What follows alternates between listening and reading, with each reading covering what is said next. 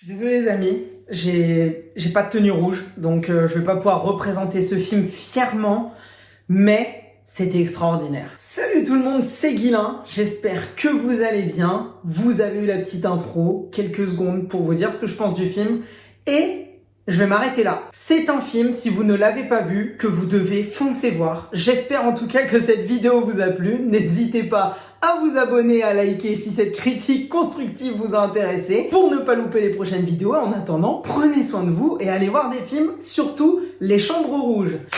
Voilà, maintenant qu'on a fait le tour du film sans spoiler, on va rentrer, pour ceux qui ont décidé de rester dans cette vidéo, qui est quand même extrêmement longue, je trouve vraiment là, ça commence à être très pesant pour vous, donc promis, je vais le faire vite. On va rentrer dans les détails pour un petit peu analyser cette œuvre, qui a été pour moi, vous l'avez compris, une énorme claque. J'ai adoré Les Chambres Rouges, je suis friand de tout ce qui va être thriller psychologique, avec toujours à la fin le dénouement et où on se questionne sur tout ce qu'on a vu, les comportements des personnages et la grande question, est-ce que du coup c'est réussi ou non? Et là, c'était le cas. Pour rentrer dans les détails, je vais être obligé de spoiler la fin, de spoiler le rôle des deux personnages principaux et du coup de spoiler les conséquences de tout ce qu'on va voir tout au long du film. Donc, ne regardez pas la suite de cette vidéo, je vous en conjure, si vous n'avez pas vu le film. Vous le découvrez et que ce soit dans 2 jours, dans 1 semaine ou dans 6 mois, vous revenez pour qu'on en discute tous ensemble. Mais les amis, j'espère que maintenant on n'est que entre personnes qui ont vu le film.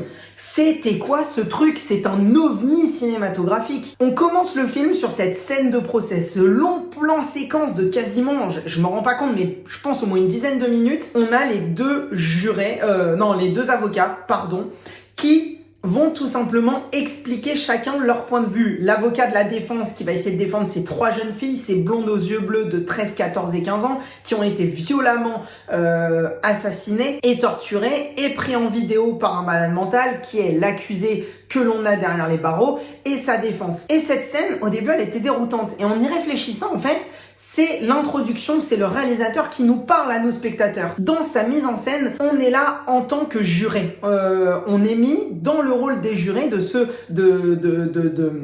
qui vont voter coupable ou non coupable à la fin, et la caméra est au milieu de ces personnages. Et en fait, ces 2 avocats vont s'adresser à nous, vont nous dire tout ce qui va se passer tout au long du film. Cette avocate de la défense qui va tout simplement nous dire, bah voilà, je vais vous montrer des choses horribles. Vous allez trouver des choses horribles dans tout ce que vous allez voir à partir de maintenant. Vous allez vous poser énormément de questions. Vos émotions vont passer partout.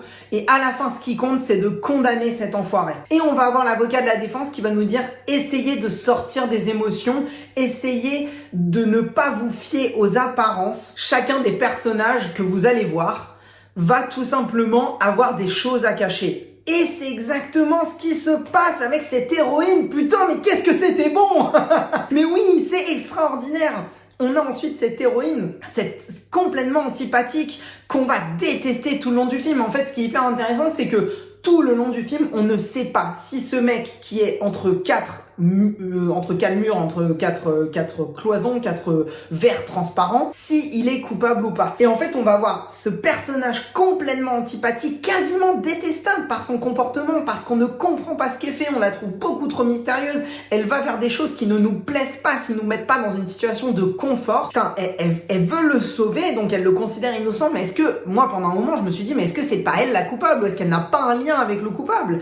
Qui est cette fille en fait? Et de l'autre côté, cette gamine qui est complètement amoureuse, fan, en tout cas dans un premier temps, du mec accusé comme étant un tueur. Et cette fille qui est beaucoup plus dans les émotions, qu'on va voir pleurer au moment où elle va avoir cet appel téléphonique avec la chaîne de télévision, va même à des moments ne pas avoir de réponse et faire des monologues, constamment remettre en question en fait la place de cet homme ici et nous dire mais non, il est innocent. Et malgré les différentes choses qu'on voit apparaître tout au long du film, on voit jamais vraiment les images des gens, on voit jamais réellement les choses, ce qui est d'ailleurs une vraie très très belle idée de mise en scène. On commence à croire en fait psychologiquement cette fille, on se met uniquement de son côté, en plus de cette hôte qui est complètement antipathique et quasiment détestable, et cette fin de se dire mais oui en fait c'était juste la femme d'une tueuse comme il y en a plein. Et cette fille qui en fait est le héros, l'héroïne de l'histoire, qui est celle qui va sauver, qui va dévoiler la vérité, qui va tout sacrifier d'elle pour niquer cet enfoiré. J'ai pas d'autres termes. Et vraiment, le film, il était mais extraordinaire de justesse d'écriture. Ces scènes où elle regarde les 2 vidéos, ces fameuses chambres rouges, et où on nous filme comme si on était au niveau de la caméra de l'ordinateur et qu'on voit uniquement leurs réactions et les bruits. Mais qu'est-ce que c'est fort, un film qui te met mal à l'aise sans te montrer. C'est facile et vous le savez, hein, vous le voyez sur mes vidéos d'achat Blu-ray, je suis un fan de cinéma d'horreur. Et mettre mal à l'aise parce que visuellement il y a un screamer. Mettre mal à l'aise parce que visuellement on te fait sortir des tripes. C'est facile de mettre mal à l'aise avec ça. Par contre, te mettre mal à l'aise en ne te montrant rien et te sortir complètement de ta zone de confort en te montrant rien, c'est là où il y a du talent. Personne ne voudrait visionner ça, personne ne voudrait voir ça. Mais toutes ces réactions des personnages, cette femme qui tombe dans le coma, qui fait un petit malaise au moment du visionnage durant le procès de l'une des vidéos, ce moment où la mère part en courant parce qu'elle refuse à peine quelques secondes commencées de subir ça, de voir l'une des 3 filles et d'imaginer sa fille se faire torturer de cette manière-là et ensuite assassiner de cette manière-là. Les réactions des personnages sont tellement belles, sont tellement d'une justesse de mise en scène. Toute cette histoire autour de cette fille qui s'avérera être l'héroïne, qui nous remet en perspective toutes les scènes qu'on a vues où on se rend compte qu'elle travaille dans l'ombre, que ce moment où elle se met en blonde avec les lentilles bleues, c'est pour se dire j'arrive pas à avoir cette preuve que c'est lui, mais j'en suis sûre, j'ai suranalysé la vidéo, je sais avec son regard que c'est lui, mais j'en ai pas la preuve, et va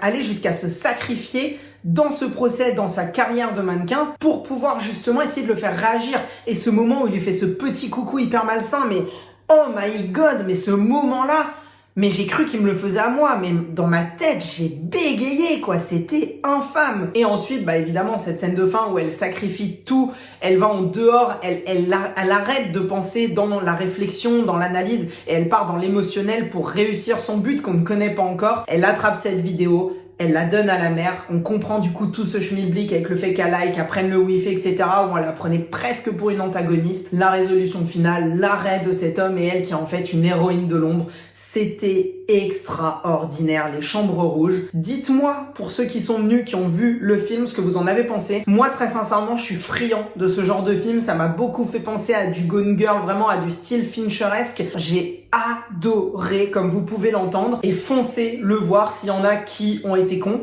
il faut le dire, et qui ont écouté toute cette partie-là, donc qui se sont fait spoiler et qui vont moins apprécier le film. Mais foncez, allez voir le film. Et pour les autres, on se retrouve très très vite pour de futures vidéos. Dites-moi dans les commentaires, comme je vous l'ai déjà dit, ce que vous avez pensé du film pour partager la vidéo, hein, et puis un abonnement si c'est pas déjà fait, parce que je vois que vous êtes beaucoup à regarder la vidéo et à ne pas être abonné à la chaîne, sachant qu'il y a énormément de choses qui arrivent sur cette année 2024. Et en attendant, prenez soin de vous, c'est le plus important. Allez voir des films et surtout n'oubliez pas, les regarder c'est bien, mais les comprendre c'est mieux. Ciao ciao les amis.